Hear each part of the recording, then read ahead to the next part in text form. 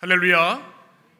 우리 존귀하신 하나님의 은혜와 평강이 우리 모든 성도들에게 함께 하시기를 간절히 축원합니다. 가을이 깊어가고 있습니다. 아침 저녁으로 꽤 쌀쌀해져서 이제는 따뜻한 것이 그리워지는 그런 계절이 되었습니다. 여러분, 마지막 이 가을에 또 풍취, 아름다움을 여러분 잘 누리고 계신지 모르겠습니다. 이제 가을도 얼마 남지 않은 것 같은데, 이 아름다운 계절에 하나님의 창조의 아름다움을 누리고 또 감사하는 그런 계절이 되셨으면 좋겠습니다. 가을은 또한 우리에게 영적인 성숙과 열매 맺음의 계절입니다. 이제 11월 셋째쯤 우리가 추수감사 예배를 드리게 되고요, 많은 열매들이 연글어서 열매 맺는 아름다운 계절입니다. 이 아름다운 계절에 우리 해림의 모든 성도들, 우리 예배자들이 하나님의 아름다운 백성으로 말씀으로 빚어지고 또 열매 맺고 또 성숙하고 성장하는 그런 은혜가 있게 되길 간절히 축복합니다. 우리 인생에서 중요한 가치들이 참 많이 있는데요, 우린 때로 우리 인생의 성공이나 성취에 매몰될 때가 많이 있습니다. 그러나 하나님의 관심은 우리의 인격이 성숙하고 하나님의 백성으로 영적으로 성장하는 것에 있음을 우리는 잊지 말아야 합니다. 우리 세상에 가장 중요한 것은 그리스도를 닮아가는 인격의 성숙과 영적인 성장에 있다는 것입니다. 우리가 온라인 북카페 해림서원을 통해서 다시 만나는 교회라고 하는 책을 같이 공부하고 있습니다. 박용호 목사님의 책이죠. 그 책을 보면 많은 교회에 대해서 우리가 같이 귀한 말씀들을 나눕니다. 에클레시아라고 하는 교회가 무엇인가, 에클레시아를 연구한 학자이기도 하신데요, 이분이 말씀하는 교회는 무엇인가. 물론 교회는 건물도 있고 여러 가지 조직과 시스템도 포함되지만 교회의 가장 중요한 것은 하나님께서 이 세상에 있는 많은 사람들을 부르셔서 하나님의 나라를 위해 일하게 하신 축복의 백성들의 공동체, 예수 그리스도의 보혈의 은혜를 덧입어 구원받은 예배 공동체가 교회입니다. 교회는 바로 여러분들이고 바로 지금 우리가 모여있는 것이 교회라는 것이죠. 그럼 교회의 목적은 무엇인가? 교회 건물을 화려하고 멋있게 짓는 것, 또 교회를 성장시키는 것, 물론 그것도 중요하겠죠. 그러나 교회의 본질은 다른 데 있습니다. 그 책의 내용을 제가 잠시 인용해 드리겠습니다. 4장 교회는 성장을 위한 공동체다라고 하는 챕터에 나오는 글입니다. 교회의 1차적 과제는 성장입니다. 교인 수가 중심이 아니라는 것입니다. 물론 일반적으로 건강한 교회가 양적으로 성장합니다. 그러나 반대로 숫자가 늘어난다고 해서 모두 건강한 교회는 아닙니다. 만일 교인 수는 늘었는데도 구성원들의 믿음과 인격적 성숙도가 여전히 미약한 수준이라고 한다면 그 교회는 참으로 비참한 교회이며 결국 많은 문제를 낳고 말 것입니다. 교회의 양적 성장이 중요하지만 그것이 목표가 될 수는 없습니다. 개인의 영적 성장이 우리 성장의 중심이 되어야 합니다. 여러분 아멘이시죠? 성경적인 교회, 하나님이 기뻐하시는 교회는 화려하고 큰 건물을 가지고 또 웅장한 예배 음악을 갖고 시스템을 가진 그런 교회가 아니라 그리스도 예수 앞에 단독자로 서서 그분을 닮아가고 사랑하고 그분의 뜻대로 살기로 결심하는 영적인 성숙의 공동체가 된다는 사실입니다. 여러분, 우리가 어디까지 성장해야 될까요? 여러분, 얼마나 지금 영적으로 성장하고 계십니까? 우리는 믿음의 언어로 우리의 인생을 spiritual journey라고 합니다. 영적인 여정이라고 합니다. 이 여정에서 여러분 얼마나 영적으로 자라고 계십니까? 우리는 그리스도의 장성한 분량까지 자라기를 소원하는 사람들이죠. 여러분, 간절한 소원들이 있으시죠? 우리 학생들은 시험 잘 보는 거 아마 소원일 거예요. 그리고 원하는 대학에 또 원하는 직장에 취업하는 거, 그런 소원이 있을 겁니다. 군에 있는 우리 자녀들은 하루라도 빨리 제대하고 싶은 게 이게 소원일 거예요. 뭐 큰 부자가 되는 소원이 있는 분도 계실 거고 꿈을 이루고자 하는 분도 많이 계실 겁니다. 참 귀하죠. 그런데 그리스도 예수를 주로 영접한 믿음의 백성들의 꿈은 다릅니다. 그것은 단 하나이죠. 예수 닮기 원하는 것. 우리의 소원은 이 땅에서 일확천금을 누리고 큰 부자와 명예와 권세를 누리는 것이 아니라 우리의 구원자 되신 주님을 닮아가고 사랑하는 것, 이것이 우리의 소원인 줄 믿습니다. 교회 공동체는 이 소원을 더 배가시키고 주님을 닮아갈수록 돕는 공동체가 되어야 하는 것이죠. 우리 교회가 창립 30주년을 맞이합니다. 어떤 교회가 되어야 할까요? 이제 건장한 청년이 되었습니다. 우리가 하나님이 기뻐하시는 백성들로 한 사람 한 사람 세워질 때 하나님의 나라가 우리 공동체 가운데 이루어지는 줄 믿습니다. 예수님을 닮아가는 모습들이 우리 가운데 열매 맺어야 될 줄 믿습니다. 그럴 때 세상이 우리 교회를 통해서 주님을 볼 수 있어야 하는 것이죠. 그것이 바로 우리 교회의 사명인 줄 믿습니다. 하나님이 기쁨을 이기지 못하시는 교회. 여러분, 하나님은 우리의 어떤 모습을 기뻐하실까요?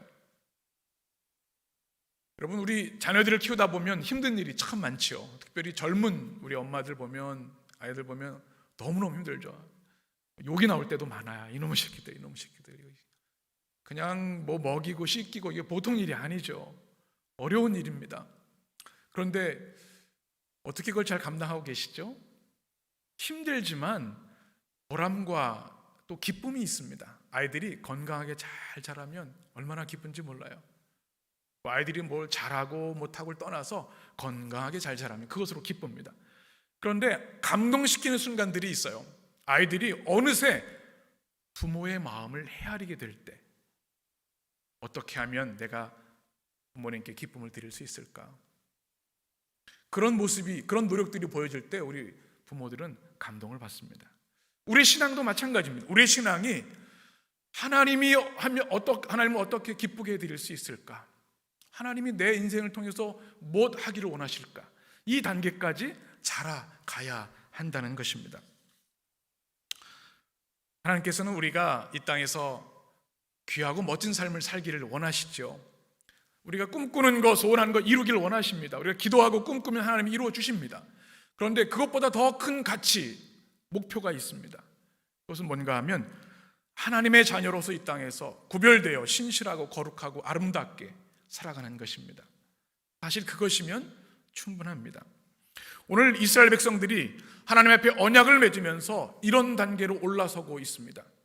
성숙과 성장의 모습을 하나님께 약속하고 있는 것이죠. 원래 이스라엘 백성은 그런 사람들이 아니었습니다. 하나님의 율법, 말씀에 불순종했고 하나님의 말씀을 듣지 않았습니다. 하나님의 명령에 불순종해서 여러 가지 어려움을 겪게 됐고 바벨론 포로로 끌려가게 되었습니다. 삶이 완전히, 공동체가, 민족이 무너졌죠. 그런데 하나님께서 긍휼을 베푸셔서 다시 예루살렘으로 회복하는 은혜를 주셨습니다. 그리고 성전 회복과 함께 52일 만에 성벽을 재건하는 기적을 경험하게 해주셨습니다. 이스라엘 백성이 이 은혜를, 하나님의 살아계심과 선한 손을 경험한 이후에 하나님께 고백하는 것이 있습니다. 하나님, 우리의 꿈이 달라졌습니다. 이제는 우리가 잘 먹고 잘 사는 것이 아니라 하나님의 백성으로 거룩한 삶을 살기를 원합니다. 수문학광장에 선포되는 학사 에스라의 말씀을 듣고 그들의 마음이 뜨거워졌고 그들의 죄악과 탐욕을 회개하면서 한 가지 소원건이 뭐냐면 거룩한 백성으로 거듭나기를 원합니다.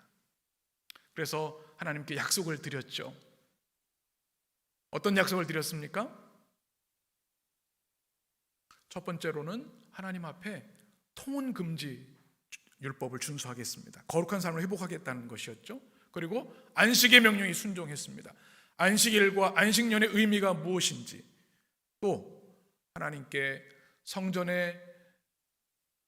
제단의 불이 꺼지지 않도록 하나님의 전을 방치하지 않겠습니다. 토지소산과 모든 산물의 처음 것을 드리겠다고 그들은 약속했습니다. 그리고 오늘 이제 대망의 마지막 약속으로 하나님께 이렇게 약속하고 있습니다. 오늘 말씀 37절 말씀인데요, 우리 같이 다시 한번 읽겠습니다. 또 처음 익은 밀의 가루와 거제물과 각종 과목의 열매와 새 포도주와 기름을 제사장들에게로 가져다가 우리 하나님의 전에 여러 방에 두고 또 우리 산물의 11조를 레위 사람들에게 주리라 하였나니 이 레위 사람들은 우리의 모든 성읍에서 산물의 11조를 받는 자임이며. 아멘. 오늘 30절 후반절에 보게 되면 하나님께 11조를 드릴 것을 약속하고 있습니다. 근데 무엇의 11조입니까?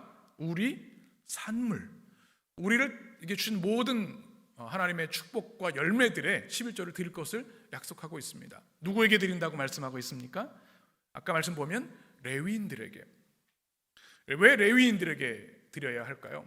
왜 11조를 드려야 할까요? 오늘 말씀 레위기 27장 30절에 보게 되면 이렇게 말씀합니다. 그리고 그 땅의 10분의 1, 곧 그 땅의 곡식이나 나무의 열매는 그 10분의 1은 누구의 것이니라?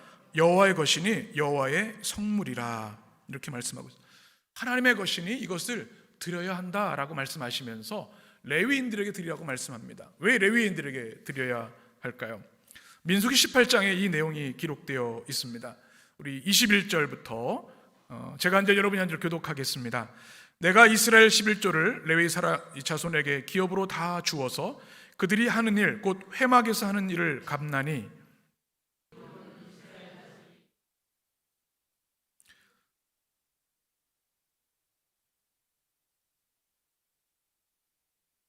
그러나 레위인은 회막에서 봉사하며 자기들의 죄를 담당할 것이요 이스라엘 자손 중에는 기업이 없을 것이니 이는 너희 대대로 대대의 영원한 율례라.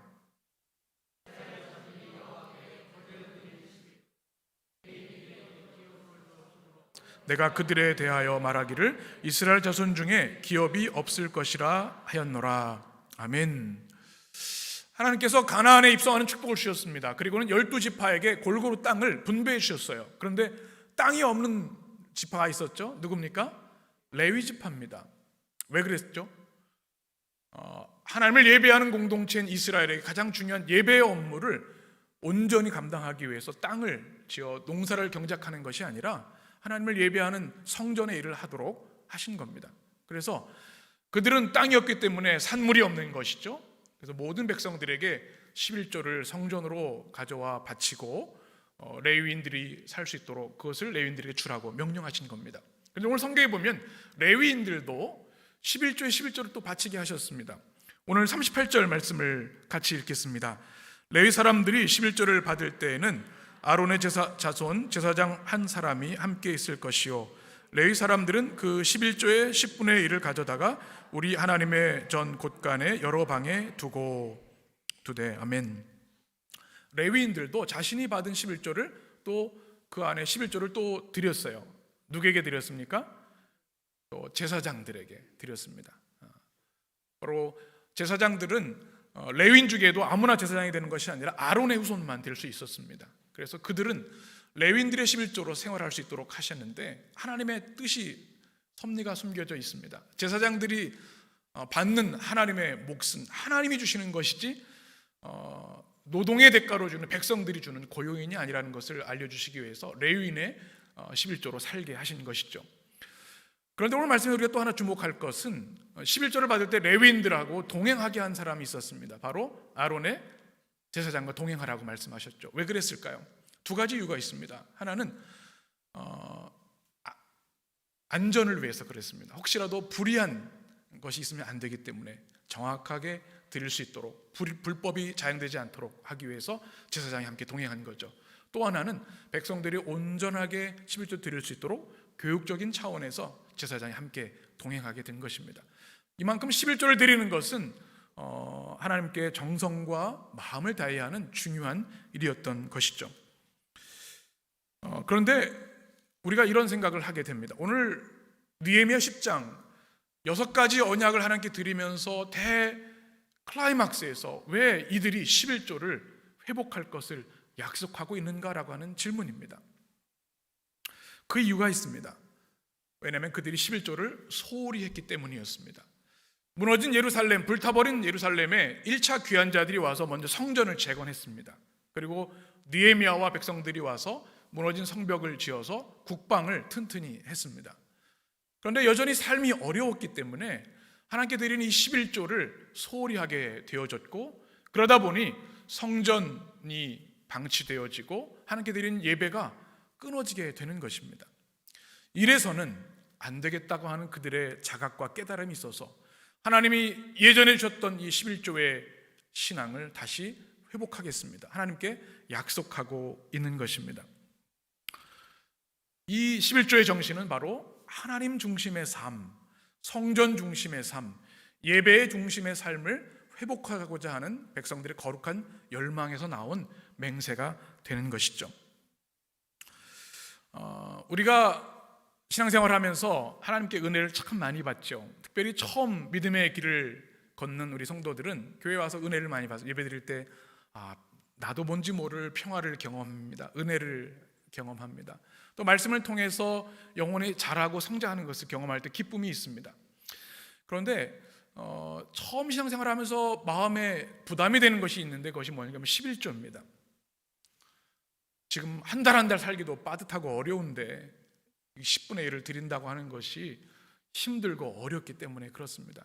이것은 오늘 우리가 같이 나누겠지만 억지로 또 힘들게 드리는 예물이 아닙니다. 만약 그런 마음이 되신다면 여러분 기도하시면 됩니다. 하나님 11조를 드릴 수 있는 믿음을 주시고 기쁨으로 드릴 수 있도록 제 삶을 축복해 주십시오. 우리 소득의 10의 1조라고 하는 것을 우리 인간의 계산으로 보면 참으로 많게 여겨집니다. 이 정도 11조면은 우리 학원이라도 몇 개 보낼 수 있을 텐데, 계절이 바뀌는데 옷도 좀 살 수 있을 것 같고, 지금 노후 대책도 없는데 뭐 좀 그래도 저축이라도 좀 해야 될 것 같은데, 그런 마음을 가질 때가 있습니다. 또 나는 직분자도 아닌데 나중에 직분 받으면 해야지, 이런 생각을 가질 수도 있습니다. 그런데 성경을 통해서 우리가 만나게 되는 11조의 계명은 하나님의 백성 모두가 하나님께 거룩하고 아름답게 드리기를 원하신다는 사실을 우리는 기억해야 합니다. 여러분의 모습은 어떠신지 모르겠습니다. 이런 생각을 합니다. 왜 11조를 하나님 바치게 하시는 걸까? 우리를 경제적으로 쪼들리게 하기 위해서 하시는 것일까요? 왜 우리의 믿음의 삶에서 11조가 중요한가? 왜 이스라엘 백성들이 이 중요한 언약에 저주로 맹세하며 11조를 모든 백성들이 함께 하나님 앞에 맹세하고 있는 것일까? 11조만큼 왜곡되고 오해가 많은 것이 없습니다. 여러분 11조는 뭐가 가장 먼저 떠오르십니까? 록펠러를 기억하십니까? 세계 최고의 부자라고 얘기를 하죠. 그래서 하나님께 11조를 드리면 이렇게 큰 축복을 주십니다 라고 하는 이야기들을 우리 많이 듣습니다. 물론 하나님께 11조 드리면 하나님 복을 주시는데요, 록펠러에 대한 이야기는 왜곡된 게 참 많습니다. 그는 좀 하나님을 위해서 많은 것을 드렸고 선한 사업을 많이 했지만 탐욕적인 기업가였고 그 과정에 불의와 불법들이 많이 있었습니다. 그리고 하나님께 복을 받게 투자하라고 하는 11조는 옳은 성경적인 11조가 아닙니다. 그래서 우리는 잘 이해해야 되는 것이죠. 또 때로는 물질의 축복, 또 저주의 무기로 11조를 강요하는 목회자나 교회들도 있습니다. 그건 성경의 11조의 은혜를 잘못 전달하고 있는 것입니다. 성경에서 말하는 11조는 무엇인가? 성경의 한 구절이 아니라 성경 전체가 말하는 11조, 이것이 왜 하나님의 백성들이 중요한가? 이것을 우리는 분명히 알아야 한다는 것입니다. 11조는 하나님의 백성을 위한 축복의 통로이고 진정한 만족과 자유와 풍요를 누리게 하는 하나님의 은혜의 선물인 것, 오늘 말씀을 통해서 여러분이 고백할 수 있었으면 참 좋겠습니다. 성경적인 11조는 무엇인가? 첫 번째는 하나님 주신 은혜에 대한 자발적인 감사입니다. 성경에 나오는 최초의 11조는 아브라함의 11조인데요, 창세기 14장에 나와 있습니다. 우리 같이 본문 같이 읽겠습니다. 아브라함이 그돌라 오멜과 그와 함께한 왕들을 쳐부수고 돌아올 때에 소돔 왕이 샤웨 골짜기 곧 왕의 골짜기로 나와 그를 영접하였고 살렘 왕 멜기세덱이 떡과 포도주를 가지고 나왔으니 그는 지극히 높으신 하나님의 제사장이었더라. 그가 아브라함에게 축복하여 이르되 천지의 주제이시오 지극히 높으신 하나님이여 아브라함에게 복을 주옵소서. 내가 너희 붙이신 지극히 높으신 하나님을 찬송할지로다. 10분의 1을 멜기세덱에게 주었더라. 아멘. 성경에 나오는 최초의 11조 내용인데요, 여러분 아브라함은 믿음의 조상이죠. 큰 축복을 받았습니다. 갈대아 우를 떠나 우상의 땅을 떠나 가나안으로 가라고 주님이 말씀하셨습니다. 순종해서 갔을 때 이때 조카 롯이 동행했죠. 하나님이 큰 축복을 주셨습니다. 그런데 이 조카 롯과 아브라함의 그 부하들이, 신하들이 서로 묘한 경쟁과 분쟁이 있었습니다. 그래서 땅을 분배하게 됩니다. 어떻게 하죠? 아브라함이 양보하죠. 내가 좌하면 내가 우하고 내가 우하면 내가 좌하리라. 좋은 땅 소돔과 고모라를 조카 롯이 차지했고요, 아브라함은 하나님의 약속을 믿고 가나안에 머물렀습니다. 그래서 하나님은 이 땅에서도 큰 축복을 주셔서 아브라함이 성경에 보면 318명의 가신이 있었다고 합니다. 가족을 지키는 군사가 318명이면 얼마나 거부입니까? 큰 축복을 주셨습니다. 그런데 조카 롯이 소돔과 고모라에 있다가 그 지역에 연합전쟁에 참여하다가 포로로 잡히게 됩니다. 그래서 아브라함이 가신 318명을 이끌고 가서 조카 롯을 구해오게 되는데, 이때 엄청난 큰 대승을 거두게 됩니다. 승리를 하고 돌아온 거죠. 이때 누가 그를 기다리고 축복해 주었습니까?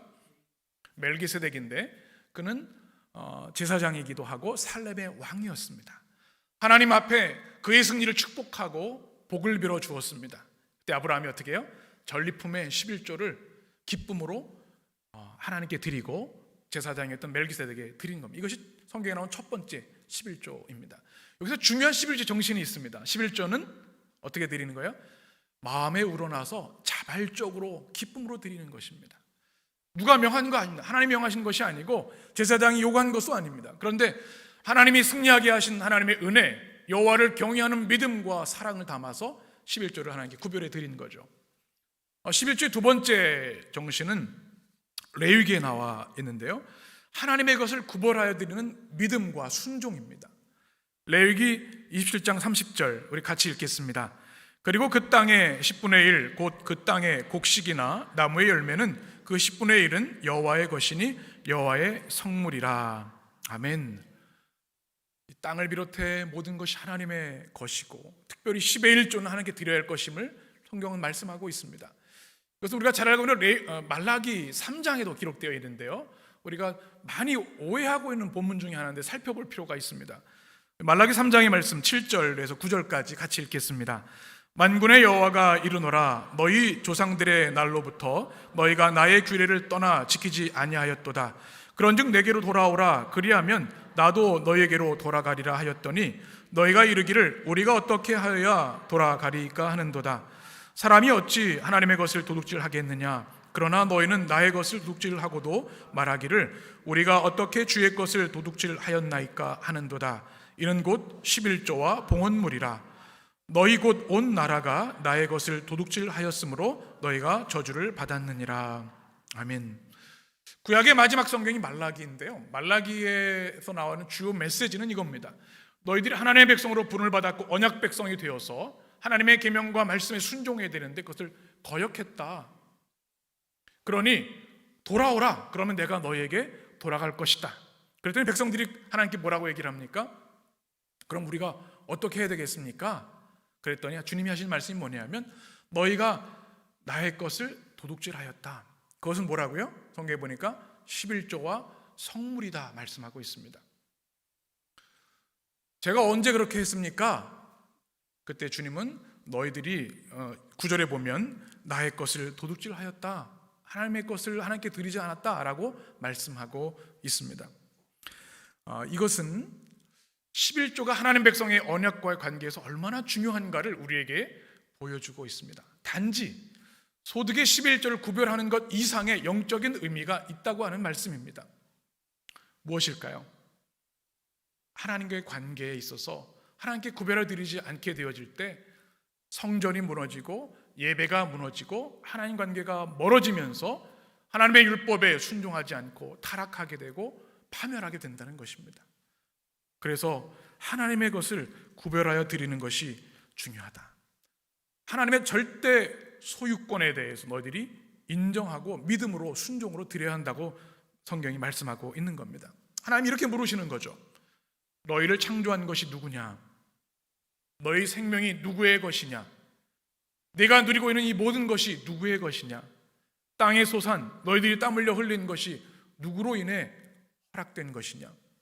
그때 하나님은 우리에게 이 모든 것이 하나님부터 왔습니다 고백하며 드리기를 원하시는 거죠. 여러분, 소유권 분쟁을 우리는 종종 목격하게 됩니다. 여러분, 독도가 누구의 땅입니까? 네. 이거 확신 있으셔야 되는데 독도에 누구의 땅이에요? 우리 땅이죠. 근데 일본에서 물어보면 어떻게 해요? 진의 땅이라고 그래요. 상대 비하 발언을 좀 하시는 것 같은데, 이게 분명해야 돼요. 안 그러면 분쟁이 계속되는 겁니다. 이것이 우리 인생이나 우리 신앙에서 중요합니다. 내가 누구의 것인지, 나의 소유와 내 인생의 전부, 내 생명, 나의 소유 무엇인지 이 소유권에 대한 분명의 이의가 없으면 우리가 하나님께 11조를 드릴 수가 없는 거죠. 11조는 바로 하나님께서 명하신 10분의 1을 순종하여 드리며 하나님만이 나의 주인이시고 이 모든 것에 영광을 받으실 분이십니다 드리는 고백이라는 사실입니다. 세 번째 11조, 성경 전체에서 말하는 11조의 정신은 바로 성전과 예배 회복을 위한 헌신을 말합니다. 하나님께서 여러분에게 가장 원하시는 게 무엇일까요? 하나님이 여러분이 헌금 많이 하길 원하실까요? 여러분이 세상에서 큰 성공 거두길 원하실까요? 하나님의 소원은요, 여러분을 향한 하나님의 소원은 뭐냐면 하나님이 사랑하시는 여러분과 더 오래 머물고 더 자주 만나고 친밀하게 동행하는 것이 하나님의 유일한 소원이십니다. 이것을 위해서 하나님께서는 성전과 성막, 회막을 제정하신 거고 예배를 통해 하나님을 만나시기 위해서 제사법을 우리에게 가르쳐 주신 겁니다. 그런데 이 성전과 예배가 지속되기 위해서는 무엇이 필요해요? 성전을 유지할 것이 필요하고 하나님께 드리는 제사의 그런 제물이 필요하고 제사에 전념할 수 있는 레위인과 제사장들이 필요한 것이죠. 바로 하나님의 사랑을 지속하기 위해서 하나님은 11조를 드려서 예배와 성전을 돌보도록 하신 것이죠. 이것은 오늘 우리에게도 중요합니다. 우리 성도들의 11조를 통해서 우리 교회가 든든히 세워지고 예배가 계속되어지는 것이죠. 신명기 12장 5절부터 말씀을 보게 되면 하나님이 지정한 곳으로 나오라고 말씀합니다. 그리고 그곳에 11조를 드리고 그곳에서 나와 함께 즐거워하며 기뻐하고 내가 내리는 복을 누리라고 말씀하는 거죠. 이것이 바로 성전에서 누리는 예배와 또 11조를 통해 누리는 하나님의 축복을 말씀하고 있는 것입니다. 우리 성도들의 삶의 중심이 무엇이어야 하겠습니까? 주님의 임재와 영광이 있는 교회, 또 우리의 삶의 중심, 하나님이 우리를 만나주시고 복주시는 예배의 중심이 되어야 되는 줄 믿습니다. 이것을 위해 하나님은 11조를 명하고 계신 거죠. 마지막 네 번째는 하나님 나라에 참여하는 통로로서 11조를 주시는 겁니다. 신명기 14장에 보면 이런 말씀이 있습니다. 우리 28절 29절 같이 읽겠습니다. 매 3년 끝에 그 해 소산의 10분의 1을 다 내어 내 성읍에 저축하여 너희 중에 분깃이나 기업이 없는 레위인과 내 성중에 거류하는 객과 및 고아와 과부들이 와서 먹고 배부르게 하라. 그리하여 내 하나님 여호와께서 내 손으로 하는 범사에 내게 복을 주시리라. 아멘. 3년차 11조를 주님께서 말씀하시면서 하시는 말씀이 있어요. 그건 뭘까요? 그 공동체에 가장 아프고 연약하고 힘든 사람들, 누구예요? 레위인들입니다. 땅이 없어요. 소산이 없어요. 그들을 11조를 통해 먹여야 한다고 말씀하고 계시고 객, 나그네, 고아, 과부, 그 당시에 사회적 약자, 누군가 공동체가 돕지 않으면 스스로 살아갈 수 없는 이들을 도우라고 성경에서는 배불리 먹이라고 말씀하고 있습니다. 이것이 뭡니까? 하나님의 사랑과 긍휼과 정의가 실현되는 하나님 나라의 역사입니다. 이 깨어진 공동체를 치유하고 회복하고 하나님의 사랑을 누구나 충만히 공급받을 수 있도록 11조를 통해 주의 나라에 참여라고 하는 것이 주님의 명령이라는 것입니다. 이 네 가지 성경적인 11조의 내용을 같이 나눴습니다.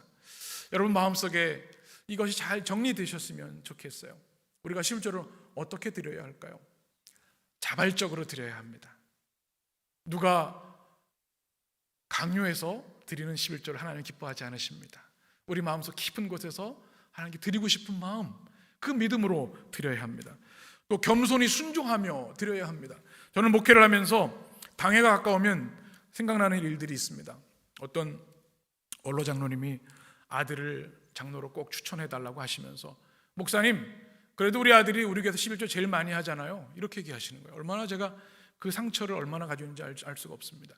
주일 예배 한 달에 한 번도 잘 드리지 못하는데, 물론 11조 드린 건 귀한 믿음이긴 한데요, 그걸 이렇게 과시하고 드러내고 자기 의를 드러내는 것이 아닙니다. 이것은 하나님의 것을 인정하는 겸손한 고백이 되어야 합니다. 또 구별하여 드려야 합니다. 먼저 프리메로 디오스, 첫째를 하나님께 드리는 그 믿음이 있어야 하나님께 드릴 수 있어요. 다른 것 제하고 드릴 수 없습니다. 또 희생제물로 믿음으로 드려야 합니다. 모든 예물에는 희생이 있어야 하는데 그것을 담아드리는 게 11조죠. 또 하나님을 경외함으로 드려야 합니다. 특별히 자녀 교육에 참 중요하죠. 우리 부모들이 하나님을 경외하는 삶을 아이들이 보고 배웁니다. 특별히 신앙 공동체에서 11조는 신앙 교육의 차원이 굉장히 중요했습니다. 하나님 앞에 아이들을 보면 얘들아 너희들 큰 꿈을 갖고 기도하고 최선을 다하면 하나님이 꿈을 들어주시고 축복해 주실 거야. 그러나 겸손해라. 그 축복 주신 분이 하나님이시고 너의 모든 것에 소득의 10의 1을 구별해서 하나님께 드려야 된다.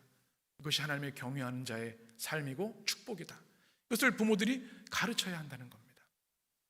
그래야 하나님께서 주시는 믿음의 자손이 자손만대까지 복을 누리게 되는 줄 믿습니다. 또 교회의 사명과 예배, 부흥을 위해서 말씀드린 하나님의 나라, 하나님의 사랑과 공의가 실천되는 역사를 위해 우리가 11조를 기쁨으로 드릴 수 있어야 합니다. 하나님께 11조를 드리면 우리 개인적인 축복이 우리 가운데 임합니다. 하나는 뭐냐면 하나님께 온전히 맡기는 신앙이 생깁니다. 다 하나님의 것인데 내가 드리님으로 인해서 영적인 자유와 평안을 누리게 됩니다.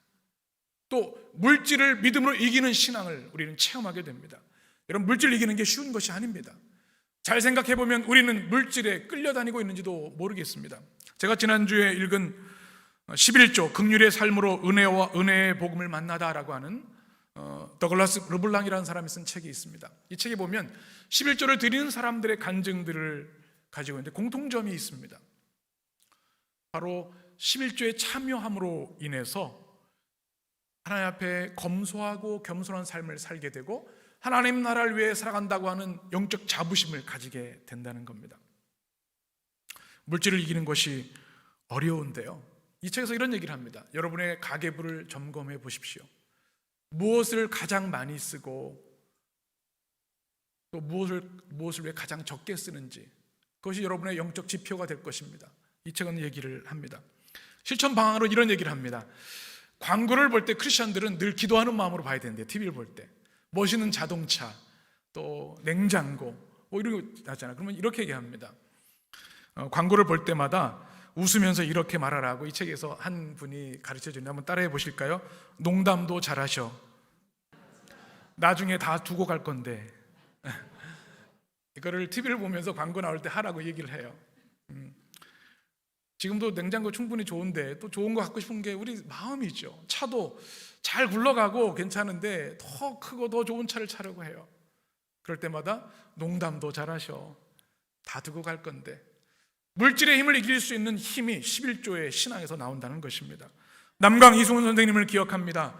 독립운동에 투신하고 이제 나이가 들어서 어려움 되는데 일제압잡이 청년들이 와서 폭력을 행사합니다. 그래도 굴복하지 않습니다. 나는 조선의 독립을 위해 하나님의 뜻을 이루기에 헌신할 것이다. 그랬더니 돈 뭉치를 꺼내고 어르신 이제 좀 그만하시고 고향에 내려가서 편하게 쉬십시오. 그랬더니 그가 하신 말씀이 있습니다. 이복의 젊은이들 정신 차리게, 나는 돈으로 살지 않고 하나님의 말씀으로 산다. 이것이 그의 고백이었습니다. 하나님께 드리는 11조 신앙의 힘인 것이죠. 또 11조를 드리면 우리에게 하나님은 하늘 문을 여시고 주시는 축복을 경험하게 됩니다. 이것은 경험한 자들의 고백과 간증에서 우리는 얼마든지 찾아볼 수 있죠. 우리의 노력이 아니라 하나님의 놀라우신 신비한 방법으로 복 주시는 것, 이것도 우리는 경험하게 되는 것이죠. 또 우리 교회적으로는 교회가 든든히 세워지게 되고 하나님의 복음 사명과 사역을 감당할 수 있게 됩니다. 저는 11조 하면 떠오르는 두 분의 권사님이 계십니다. 한 권사님은 제가 예전에 상계교회에서 목회를 할 때 만났던 권사님, 참 곱고 믿음이 좋고 사랑이 많으신 우리 젊은 목사님, 제가 30대 초반이었는데 그렇게 사랑하셨던 권사님 기억이 나요. 혼자 교회 아파트에 살고 계셨는데 자녀들이 다 장성해서 또 잘 독립을 했습니다. 그런데 목사님, 저는 교회 가까이서 이렇게 자유롭게 사는 게 좋아서 여기 그냥 살아요. 근데 그분이 11조를 드리는 게 아니라 10의 3조를 드리는 거예요. 그래서 제가 신방을 가서 권사님 11조만 드리시면 돼요. 또 우리 손주들 용돈도 주시고 또 맛있는 거 드시고 그렇게 하세요. 그랬더니 목사님, 제가 좋아서 그래요. 하나님 드리는 게 너무 좋아서 그래요. 저는 그 권사님을 통해서 십자가의 은혜와 영광을 체험했습니다. 또 한 분의 권사님은 저희 친할머니세요. 몇 년 전에 소천하셨는데요. 장례를 끝나고 났는데 유품을 정리하다가 생애 마지막 11조를 봉투에 담아 놓으신 걸 보았습니다. 또 감사원금, 주일원금을 딱 해놓으시고 하나님께 부름을 받으셨어요. 11조가 이렇게 한 사람의 인생을 아름답고 거룩하고 영광스럽게 하는구나. 저는 권사님의, 우리 할머니의 삶을 통해 경험할 수 있었습니다.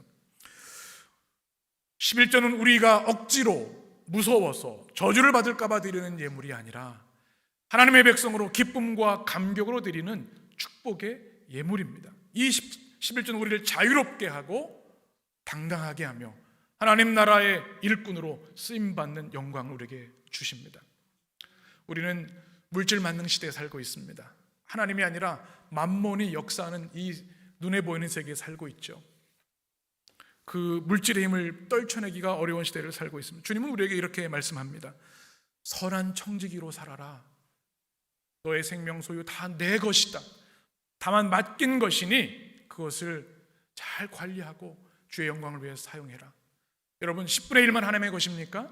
아닙니다. 10의 1조를 드리는 것은 10의 9도 하나님의 것임을 고백하며 10의 1을 하나님께 드리지만 10의 9도 하나님의 나라와 영광을 위해 쓰겠다고 하는 결심이 담긴 고백인 것이죠. 또 주님은 그리스도의 제자로서 참제로 살아가라고 말씀합니다. 우리는 이미 십자가에 죽은 사람들이죠. 사나 죽으나 주의 영광을 위해, 주의 나라와 복음을 위해 살아가는 사람들입니다. 11조를 통해 제자도의 삶을 사는 것이죠. 이 어렵고 혼탁한 시대 가운데 하나님은 우리에게 11조 신앙의 회복에 대해서 말씀합니다. 오늘 이스라엘 백성이 언약의 완성의 정점에서 고백하는 이 아름다운 신앙, 하나님, 이제 하나님이 명하신 이 아름다운 예물을 기쁨으로 감격으로 구별하여 드리겠습니다. 하나님, 제 삶을 책임져 주시고 복음 안에 자유하게 하시고 주의 나라 위에 위대하고 아름답게 쓰임받게 하여 주옵소서. 여러분의 고백과 승리가 되시길 간절히 축원합니다. 기도하겠습니다.